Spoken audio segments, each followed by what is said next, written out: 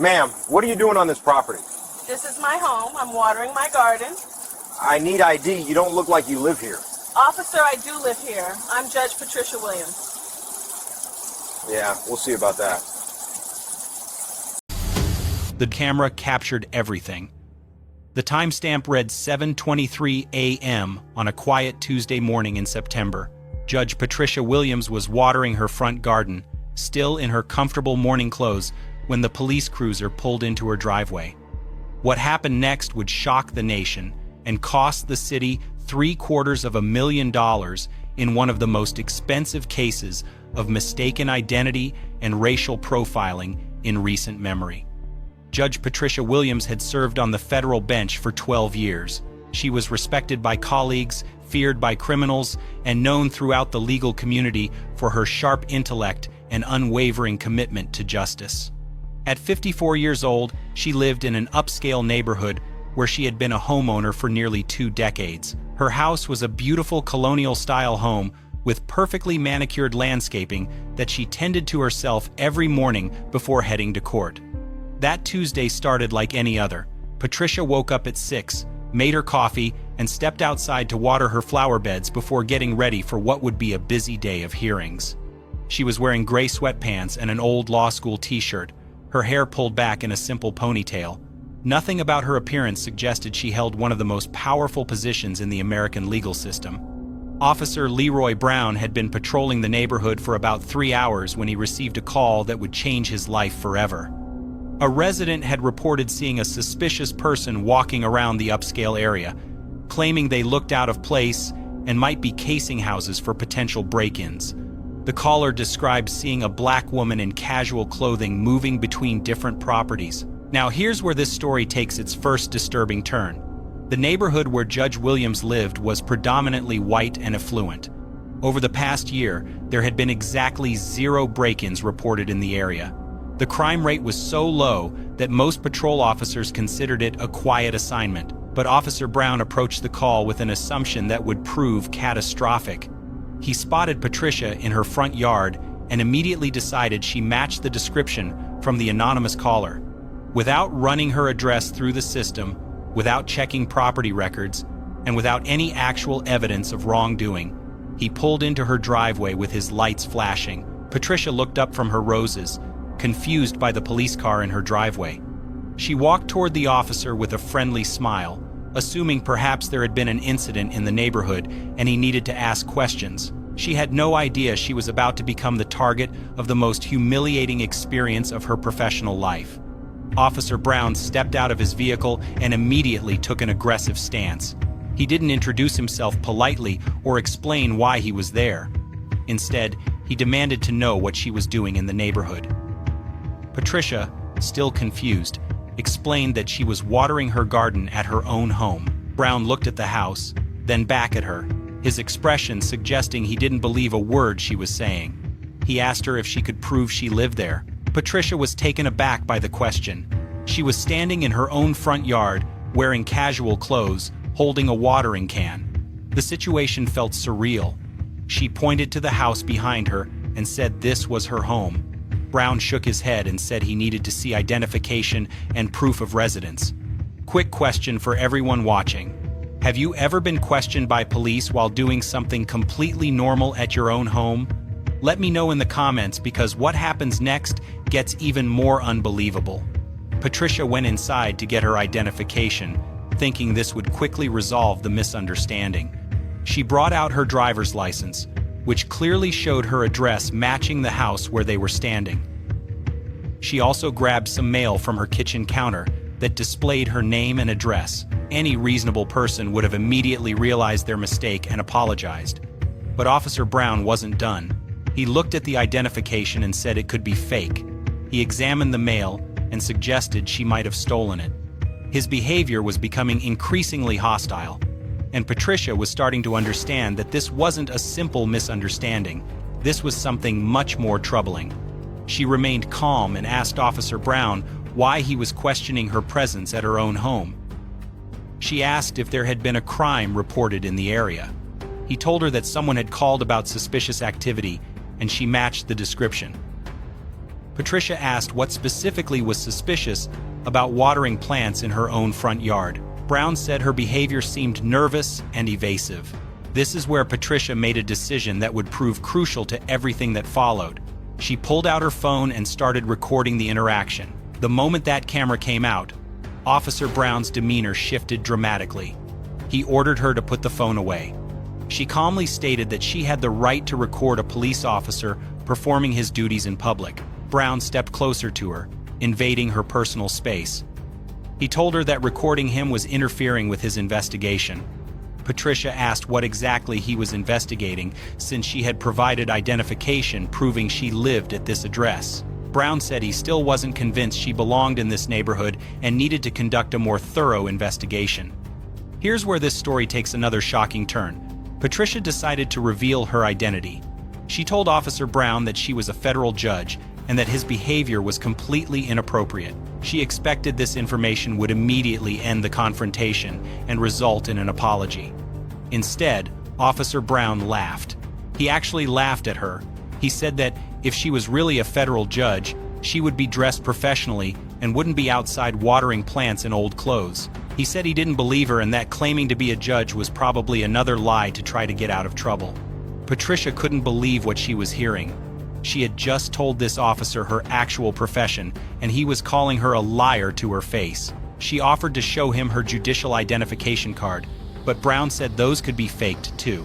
He was determined to believe that she was some kind of criminal, despite overwhelming evidence to the contrary. The situation escalated when Brown said he was going to search her property for evidence of criminal activity.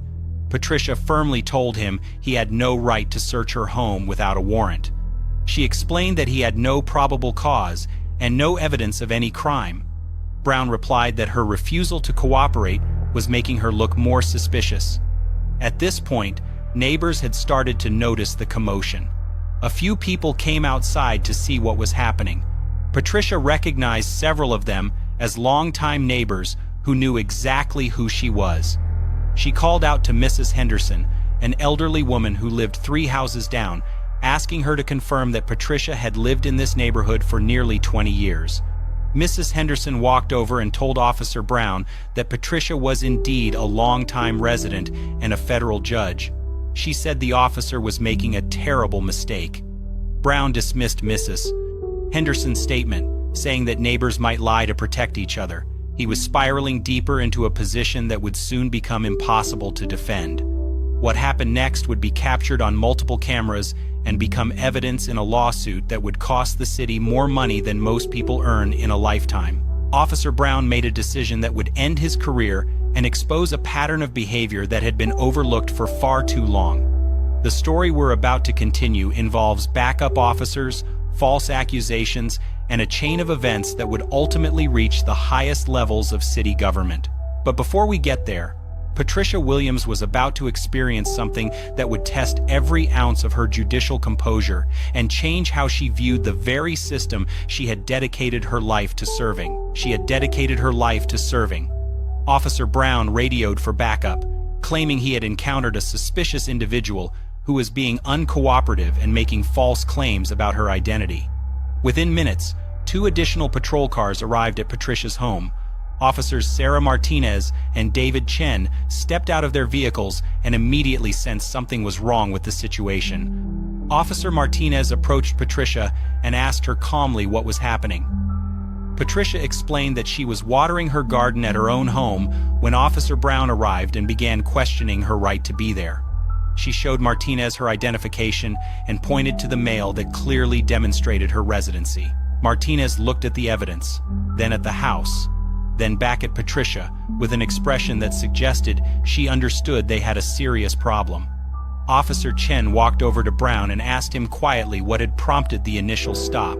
Brown explained about the suspicious person call, but when Chen asked for specifics about what made Patricia's behavior suspicious, Brown's answers became vague and contradictory.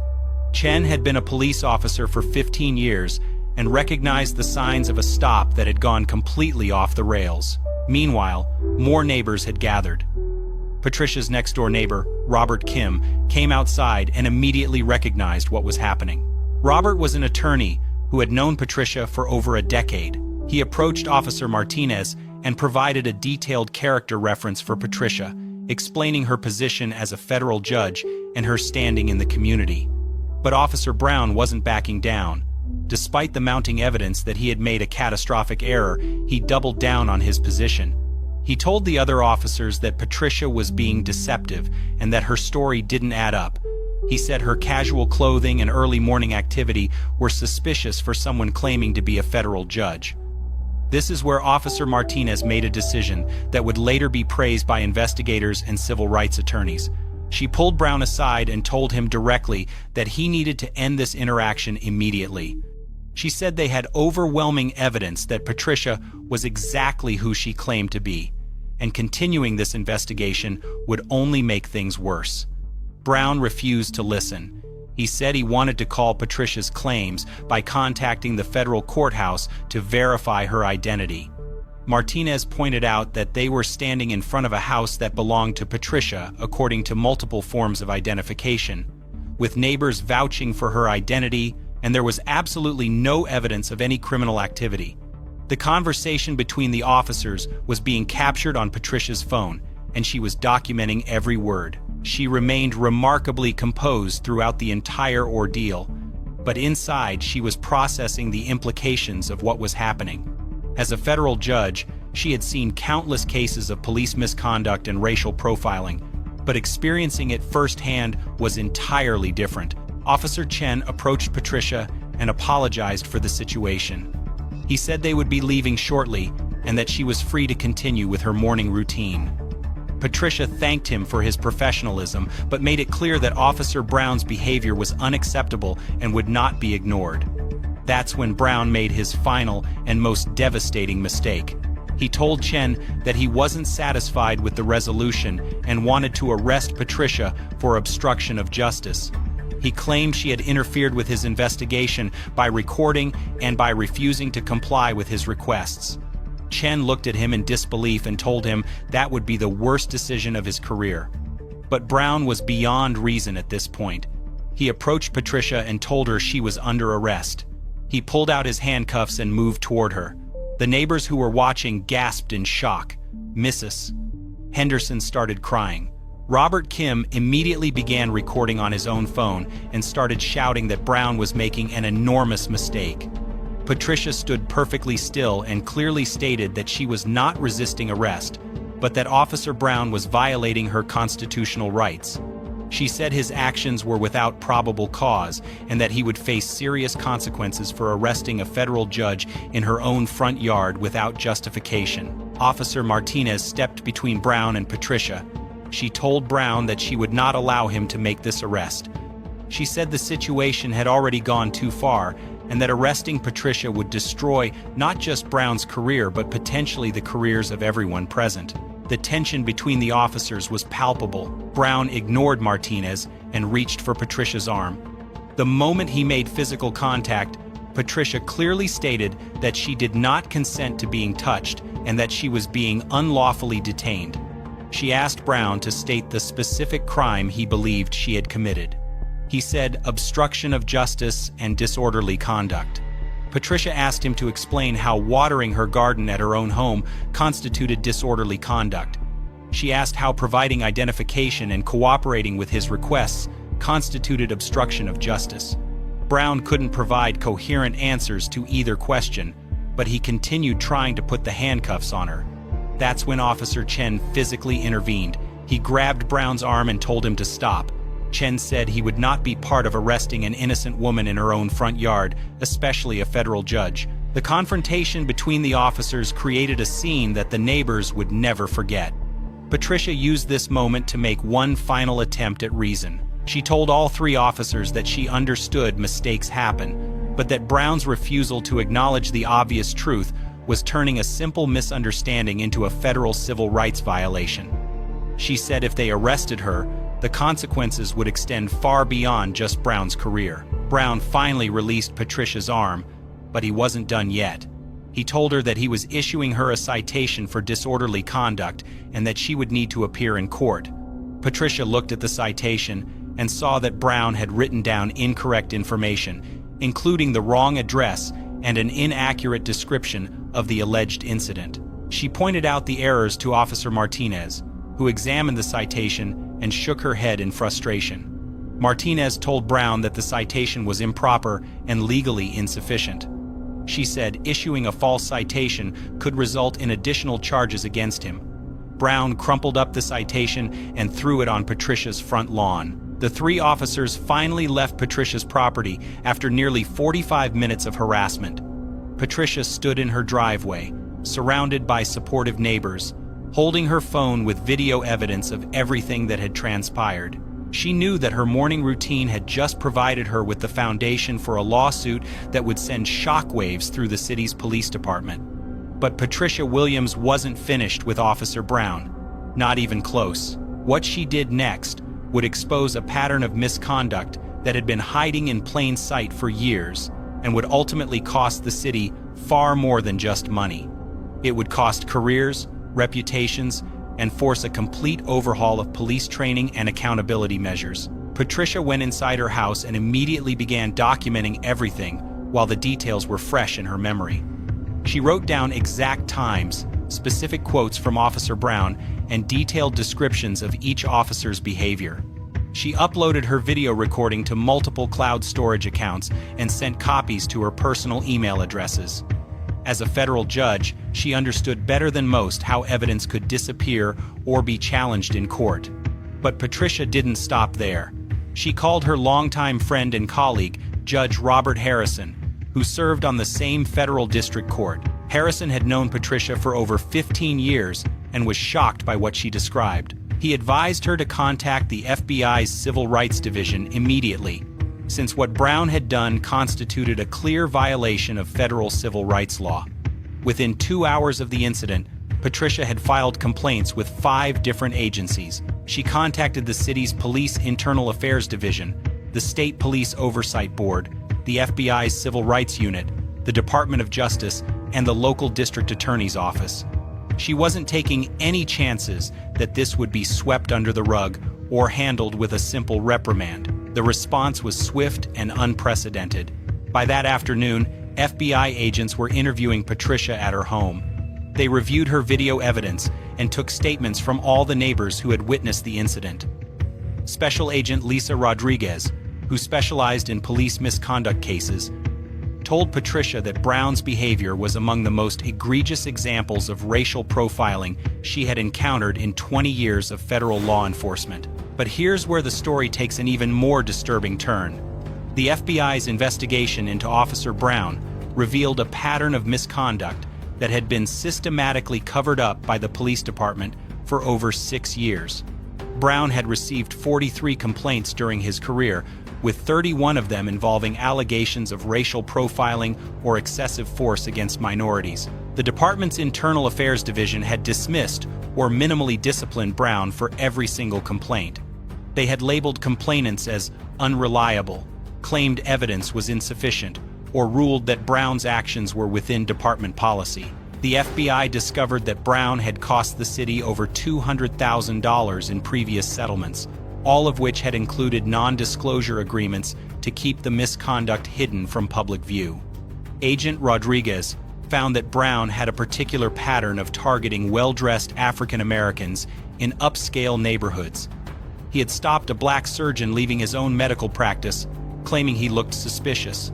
He had detained a black professor walking on his own university campus, saying he didn't belong there. He had even arrested a black off-duty police officer from another jurisdiction who was visiting family in the area. Each incident followed the same script. Brown would approach with immediate suspicion, refuse to accept identification or explanations, escalate the situation through aggressive behavior, and then file reports that painted his victims as uncooperative or threatening. The department consistently backed his version of events, despite mounting evidence of a clear pattern. Patricia learned that Officer Martinez had actually filed 3 separate complaints about Brown's behavior over the past 2 years. Martinez had witnessed Brown using excessive force during traffic stops and had reported his inappropriate comments about minority suspects. All of her complaints had been dismissed by supervisors who claimed there wasn't enough evidence to take action. The investigation also revealed that Brown had received specialized training on racial bias and constitutional policing just 6 months before the incident with Patricia. He had scored poorly on the training assessments and had made comments to other officers suggesting he didn't believe the training was necessary or valuable. Have you ever wondered how officers like Brown managed to keep their jobs despite repeated complaints? The answer lies in a system designed to protect police from accountability rather than protect citizens from police misconduct. The FBI's investigation expanded when they discovered that Brown wasn't acting alone. His supervising sergeant, Michael Foster, had been actively covering up Brown's misconduct for years. Foster had edited incident reports to remove references to racial profiling, had coached Brown on how to write reports that would avoid scrutiny, and had intimidated witnesses who tried to file complaints.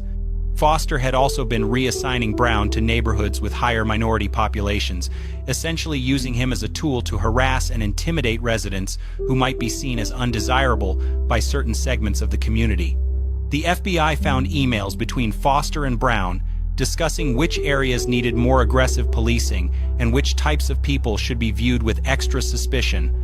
The scandal reached even higher when investigators discovered that Police Chief William Morrison had been briefed on Brown's pattern of complaints multiple times but had chosen to take no meaningful action. Morrison had been more concerned with avoiding negative publicity than addressing obvious misconduct within his department. Morrison had actually blocked attempts by reform-minded officers to implement better oversight procedures. He had refused requests for body cameras, had opposed civilian review boards, and had consistently lobbied against transparency measures that would have exposed problems like Brown's behavior much earlier. Patricia's case became the catalyst for a federal investigation that would ultimately encompass the entire police department. The Department of Justice launched a pattern and practice investigation, examining whether the department had systematically violated the civil rights of minority residents through discriminatory policing practices. 3 weeks after the incident in Patricia's front yard, Officer Brown was arrested at his home by federal agents. He was charged with deprivation of rights under color of law, a federal crime that carries up to 10 years in prison. The charges specifically cited his pattern of targeting minority citizens and his abuse of police authority to intimidate and harass innocent people. Sergeant Foster was arrested the same day on charges of conspiracy and obstruction of justice. The FBI had discovered that he had destroyed evidence related to previous complaints against Brown and had falsified official documents to protect him from accountability. Foster faced up to 20 years in federal prison if convicted on all counts. Chief Morrison resigned in disgrace before he could be fired, but his resignation didn't protect him from the ongoing federal investigation. Federal prosecutors were examining whether his deliberate indifference to civil rights violations constituted criminal conspiracy. Morrison's 25-year career in law enforcement ended with him hiring criminal defense attorneys instead of receiving retirement honors. The city's response was immediate and expensive. Within a month of the FBI arrests, Patricia received a settlement offer of $750,000. The city's lawyers knew they had no defense against her claims and wanted to resolve the case quickly to limit further damage to the city's reputation and finances. But Patricia wasn't interested in a quick settlement that would allow the city to avoid accountability. She wanted systemic changes that would prevent other citizens from experiencing what she had endured. Her lawsuit demanded not just monetary compensation, but comprehensive police reform, including mandatory body cameras, civilian oversight, bias training, and transparent complaint procedures. The city initially resisted her reform demands, hoping they could simply pay money and move on. That resistance ended when Patricia's legal team released portions of the FBI investigation showing the extent of the cover-up. Local media began reporting on Brown's history of misconduct and the department's systematic failure to address it. Public outrage was swift and intense. Citizens who had never paid much attention to police accountability suddenly understood that their tax dollars had been protecting an officer who was violating people's constitutional rights. City council meetings became heated forums where residents demanded answers about how Brown had been allowed to continue his pattern of abuse for so many years. The political pressure became unbearable when other victims of Brown's misconduct began coming forward publicly. The non-disclosure agreements that had previously kept his victims silent were no longer enforceable, since the FBI investigation had made his pattern of behavior a matter of public record. Patricia's case had opened the floodgates for accountability that had been blocked for years. But the full consequences of that Tuesday morning in her front yard were still unfolding, and they would ultimately reshape how the entire city approached police accountability and civil rights. The settlement negotiations took months, but Patricia's legal strategy was brilliant. Instead of accepting the city's initial offer, she used the media attention to build public pressure for comprehensive reform. Every week brought new revelations about Brown's misconduct, and each revelation made the city's position weaker. Patricia's attorney, Maria Santos, was a civil rights specialist who had won major settlements against police departments across the country. Santos understood that this case represented an opportunity to create lasting change, not just secure compensation for her client. She leaked strategic information to journalists, organized press conferences with other victims, and built a coalition of community groups demanding reform. The breakthrough came when Santos discovered that the city had actually been paying Brown overtime to work special assignments in minority neighborhoods. The FBI had found records showing Brown was specifically requested for these assignments because supervisors believed his aggressive approach would intimidate residents and reduce complaints about other issues like noise violations or loitering. This revelation proved that Brown's racial profiling wasn't just tolerated by the department. It was actively encouraged and financially rewarded. The city had been paying him extra money to violate people's constitutional rights. When this information became public, the political fallout was immediate and devastating.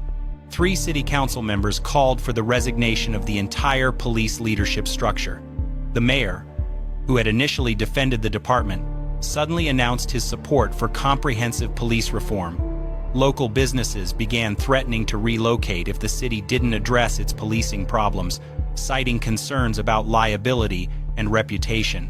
The federal judge overseeing Patricia's lawsuit made it clear that he was not satisfied with the city's response to the systemic problems the case had revealed. Judge Brown, ironically sharing a last name with the disgraced officer, stated during hearings that monetary damages alone would not adequately address the constitutional violations that had occurred.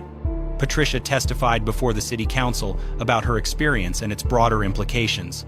She spoke about the psychological impact of being treated like a criminal in her own front yard, but more importantly, she emphasized how her position and resources had protected her in ways that weren't available to most citizens. She pointed out that if she hadn't been a federal judge with legal knowledge, connections, and financial resources, Officer Brown's misconduct would likely have been covered up just like his previous violations. She said her case proved that the system was broken for everyone, and that meaningful reform was necessary to protect all citizens, regardless of their position or background. The emotional impact of her testimony was amplified when other victims spoke at the same hearing. A young college student described being arrested by Brown while walking home from the library. A small business owner explained how Brown had harassed customers outside his shop, driving away business and threatening his family's livelihood. So what started as a simple morning routine in Patricia Williams' garden became a $750,000 lesson in accountability. Officer Brown lost his career and faced federal charges. The city implemented sweeping police reforms, and Patricia proved that justice, while sometimes delayed, can still prevail when people refuse to stay silent. This case was brutal, but this case on the right-hand side is even more insane.